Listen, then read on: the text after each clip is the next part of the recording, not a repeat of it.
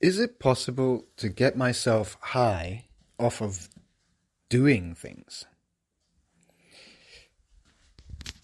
The act of doing things is not firmly in my domain, right? I don't tend to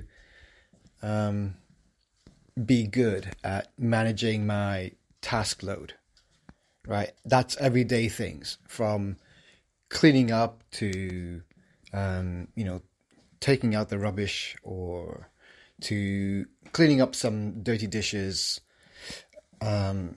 tidying up my room, clearing things off the desk. It's basically just like everyday maintenance of life, right? Wherever you go, you take stuff with you, you use it up, it needs to be put away and, put back into order. And if you don't maintain a good level of that, of cleaning up after yourself, then you're going to reach a point where you look around and there's just so many unmet tasks that have yet to be done. And if they continue to go unaddressed, then you're going to be in very kind of miserable living circumstances, where if you're also coexisting with other people, then they also have to just be present with your chaos, right? And it's not fair. So my current state of affairs right now is like, I'm aware that I'm leaving some dishes in the sink, and I'm aware that I can see some utensils on the kitchen surfaces that I haven't cleaned and I haven't cleared away yet, right?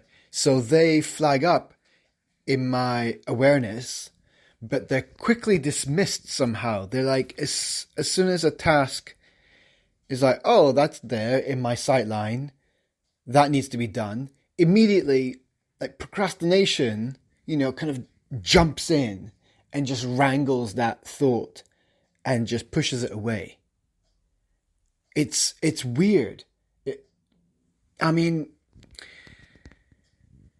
I'm making it sound like it's an excuse, like I'm formulating a responsibility to put on some abstract third party, right? And it's not just a lack of ability to take responsibility for my own actions. It does start to sound like that, but it's more like how I'm able to rationalize it. If I'm able to rationalize it and not justify it, but understand it and rather take control over it, right? If I was to want to take back control over my actions and not just make excuses, I don't want to keep walking away from unmet tasks, but that's what I am doing. So, preference aside, I'd rather not be like this and have to procrastinate on a lot of things, right? But it's there, so I'm dealing with what's there because I don't want it to be there anymore, right? So, an aspect that I'm not a big fan of inside me is procrastination, right? But procrastination stems from a relationship with the particular thought forms, and those are triggered by the tasks at hand that we see in front of us, right? Unmet tasks. In this case, for me, it's clearing up after myself, right? For others, if they do so automatically, wonderful, that's great. Or they might struggle a bit and they might say, yeah, I have that internal monologue as well, but I just get on with it because that's what I need to do, because I've got other bigger fish to fry, right? I've got more stuff to get on with. So let me just get this out the way and it's done, and then we can move on. So a lot of other people might have that same internal dialogue if and when it happens, which is every single day. We always have to maintain ourselves and clean up after ourselves. But and. So that is all true, and I feel that same way too sometimes. And my situation is a bit different. I am really into, not into, but I'm very avoidant. And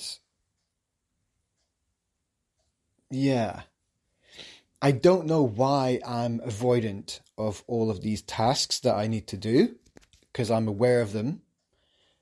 And by admission of this characteristic, it's like I'm also admitting that in this area, I'm of a more immature frequency, right? I don't have my shit together. I don't have enough self-discipline, right? Which is a mature trait. I don't have enough self-discipline currently to do that on a day-to-day basis. I go through ups and downs. Sometimes I'm really on top of it and I like to keep everything all neat and tidy.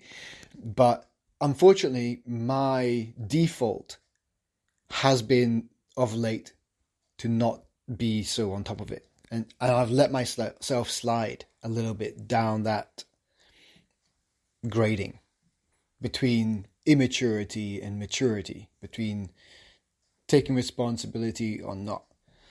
So this just is, right? I'm just admitting to truths. I'm not making an excuse for my behavior.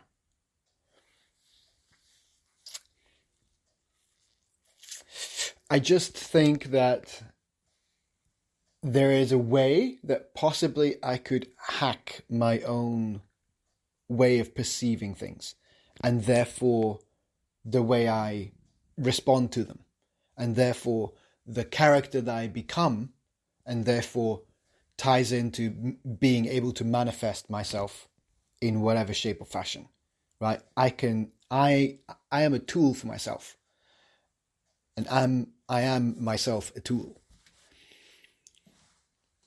So I can shape myself to be what I want to be, right? But there's two main things in there. It's want, as in desire. What do I desire? And two, it's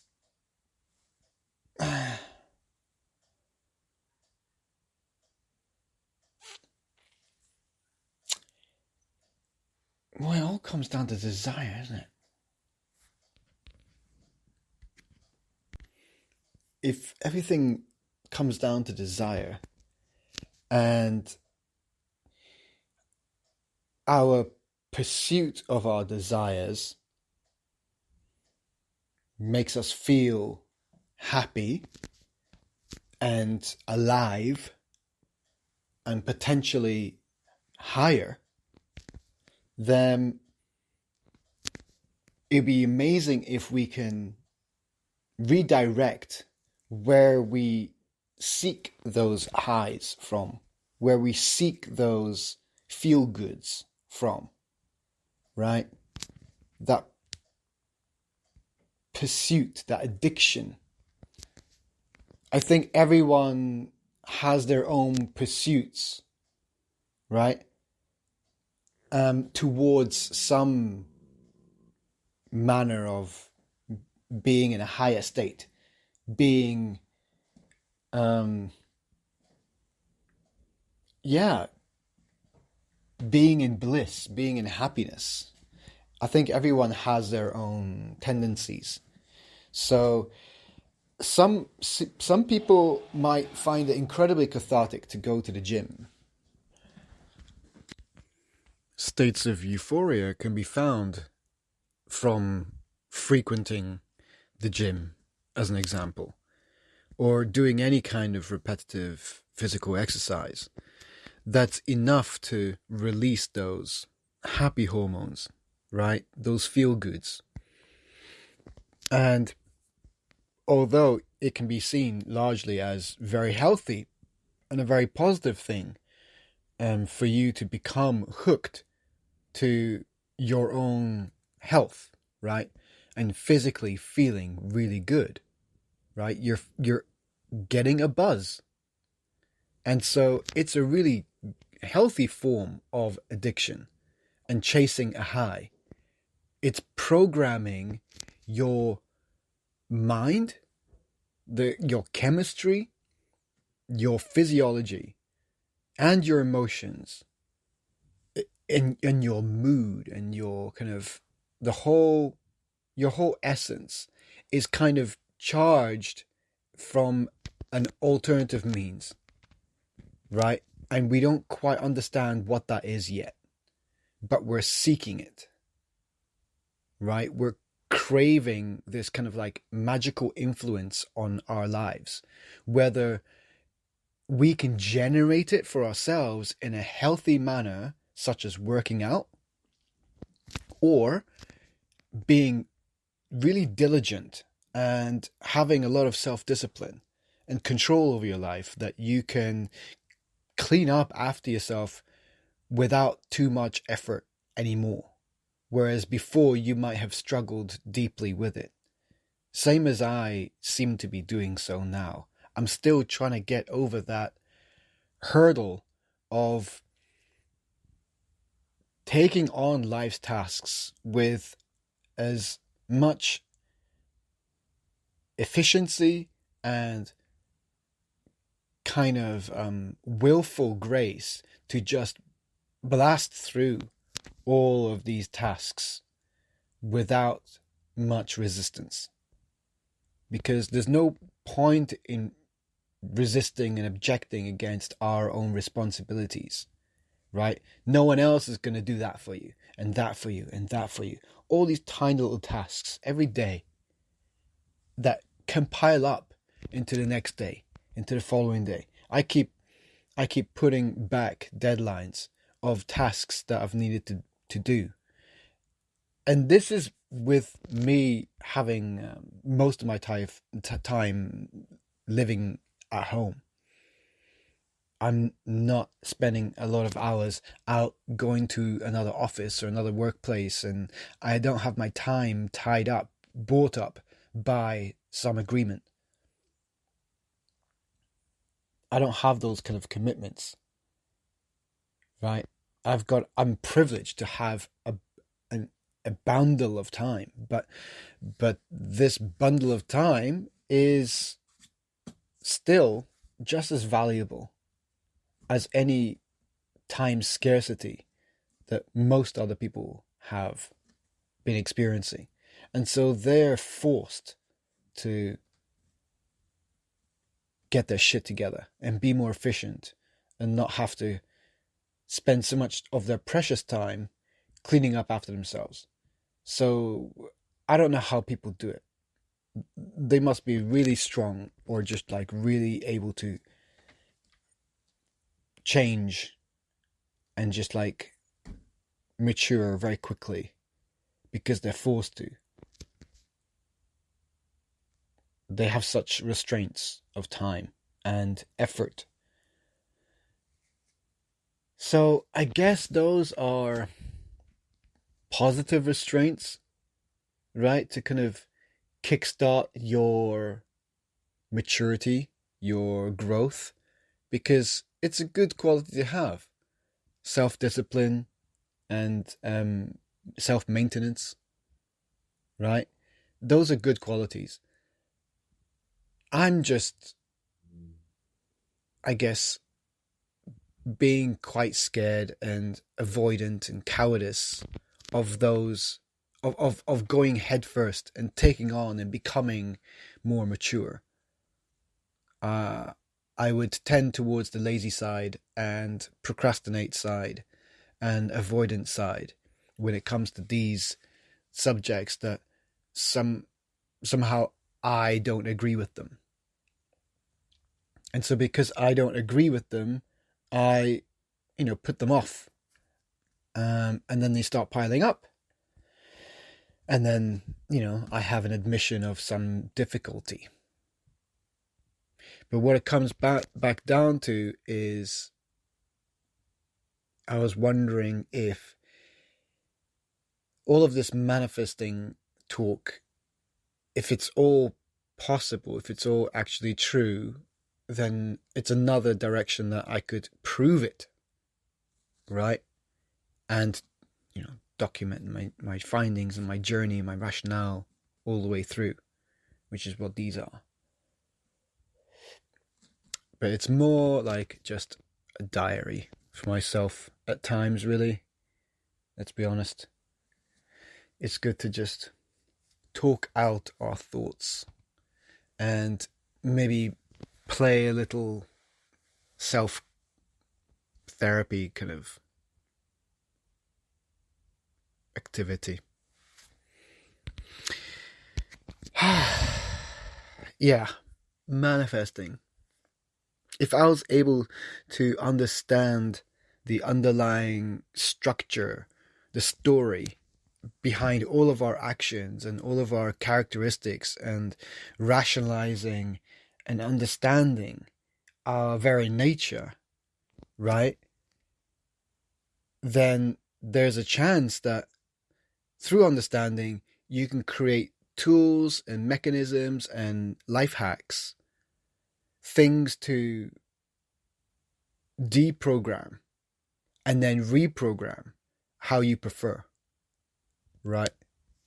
Because I acknowledge and I'm aware that I have this characteristic. To me, upon reflection, it seems an immature trait to still have at this point. And I can feel guilt about it, and I can feel shame about it. And those things might lead me to further recoil away and cower away. Because it's much easier to hide than it is to fight when you're at a more kind of lower state, immature state, right? But if I say that I'm brave, and I believe that to be true, then I've got to prove that, don't I? I've got to step up, right? I've got to be brave. And there's not a lot in life these days that's braver than diving into yourself and admitting to your own failings and shortcomings and shine the light of desire and preference, right, onto those aspects of your own character. And when you bring them to light and look at them objectively and study them and kind of analyze what makes them tick and why they're there, because a lot of the times, a lot of the traits that we discover about ourselves that we've carried throughout trauma, throughout past, throughout genetics, throughout our experiences in our own lives, we carry a lot of meaning and understanding that's subconscious, right? We pick up on a lot of narratives, and it's only until we are able to stay within the conscious realm, but just we're able to translate and communicate with some of this unconscious stuff or subconscious stuff. And we're able to snap ourselves out of a stupor, so to speak. For a moment, we're able to go, oh, like someone slapped you in the face and goes, wake up. And then suddenly you're like, oh, shit, what? It's been like this the whole time? You know, you might have that kind of response over and over, different subjects, different trains of thought that might explain the world, right? Which is where my mind naturally tends to go, right? It tends to try and understand things so that I can create tools and mechanisms to circumnavigate it or to eradicate the need for it. What if I was to solve a problem instead of having to do the manual labor? So again, this is another telling character trait. If we're to carry on experiencing this world of dualities, I would say a character type is, for me, I would rather, if there was a challenge in front, I would rather try and understand it to fix it forever and for everyone else, right? Rather than just go into the manual labor of it and do it because it just needs to be done and everyone else is doing it. I think fundamentally, any situation like that I come across, I would lean so heavily and so quickly into the let me figure it out and let me see if I can fix this state. That's my natural inclination, right? Instead of, well, there's an obstacle, there's a challenge, there's a task at hand, let's just do it and get out of the way.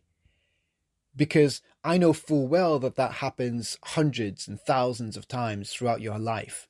More, depending on what tasks they are, you could have such an abundance of this task that will keep repeating, and then you just keep having to do it. But what if you didn't have to do all of those things? What if some of those things could be better avoided? And maybe you could figure out why. Let's say the things and the tasks, they never go away. Let's say they never go away. But the relationship with them, seeing them as a challenge, seeing them as such a burden, seeing them as an obstacle, maybe that relationship can be changed, can be observed and understood, brought to light, recognized. And then because I'm doing that, I'm able to go, I understand the nature of you, and I can take control now and go, you're no longer necessary. Or rather, I will reshape you to be a positive habit within me rather than a negative habit within me. And that comes to the relationship. I'm saying I could change my relationship with these seemingly difficult blockages in front of me, challenges, difficulties. Instead, I could perceive them as a way of me getting higher, right? Getting that buzz, much like when people frequent the gym and they make it part of their lifestyle and then they make it part of their identity. It's because they have gotten to the routine of it and the production within their body of making all these like happy hormones, and they get a buzz and their whole body feels alive and thrumming with energy and positivity. That is a form of high.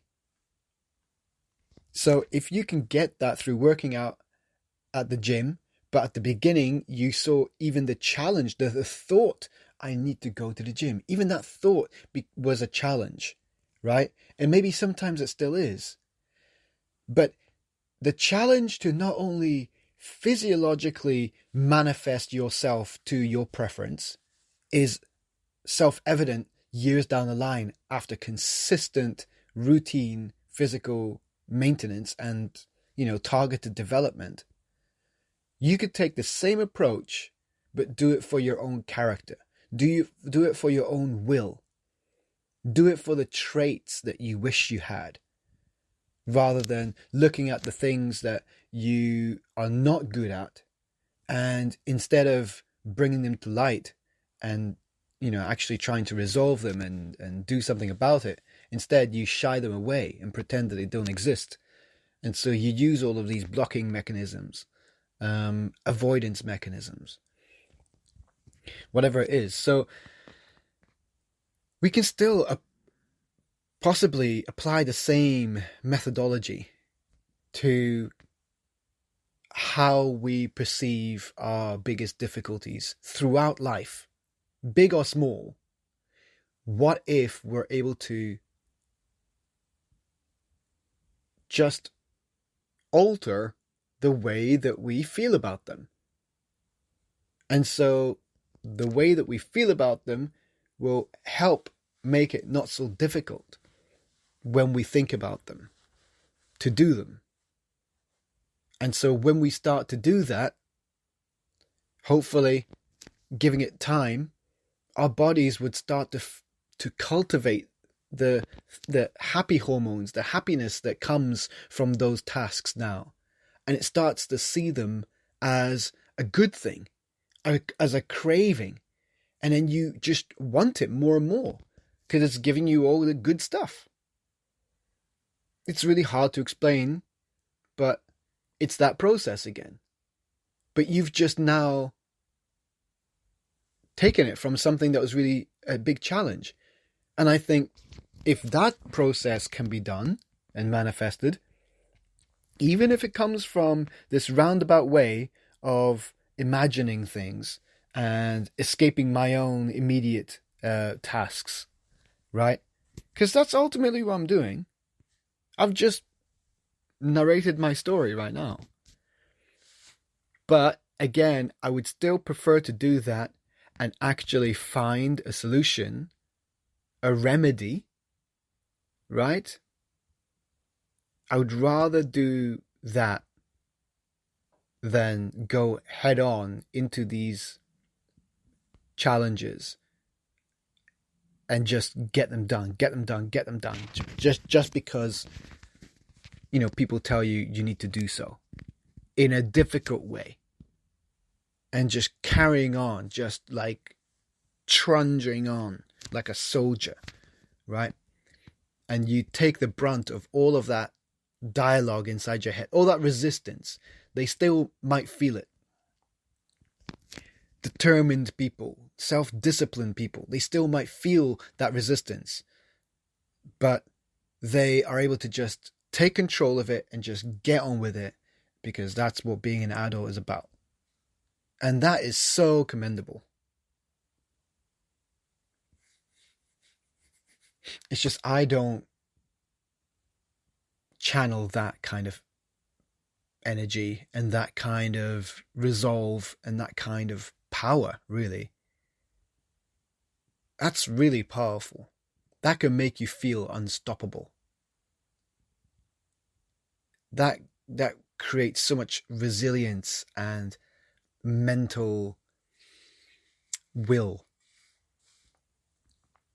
It's amazing. It's not what I am now. My tendency is to use my creativity and my inspirations to identify things so that I can figure them out, so I can understand the nature of it. And so upon realizations, your perspective can change your very reality.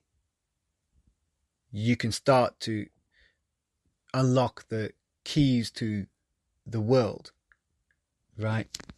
At least theoretically. But still, that's an exciting process, and I gravitate towards that. So if I'm able to use whatever abilities or strengths, tendencies, whatever they are, these like little superpowers, if I'm able to actually legitimize them and direct them towards challenges that make my life more difficult, right? Namely being my relationship with self-maintenance, right? Inside my home and inside my routines, inside my allotted time, I've become lazy and self-indulgent with my time and my space and my privileges, right? I see them as immature characteristics, and I don't want them to be there. But instead of challenging it head on and just cracking on with it like a soldier, like a fucking warrior, instead I'm taking the path of the scholar and the trickster who knows that if I understand the nature of something, I can change its essence. Or rather, I can change my relationship with that thought form, and through extensive understanding of it, then I can actually shape my relationship with it, and therefore I can despawn it from my reality.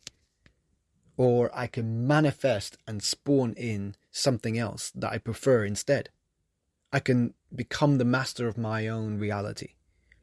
Because if my perceptions begets reality, then that's what it's all about. And I'd rather explore that kind of way of thinking and way of being, hopefully.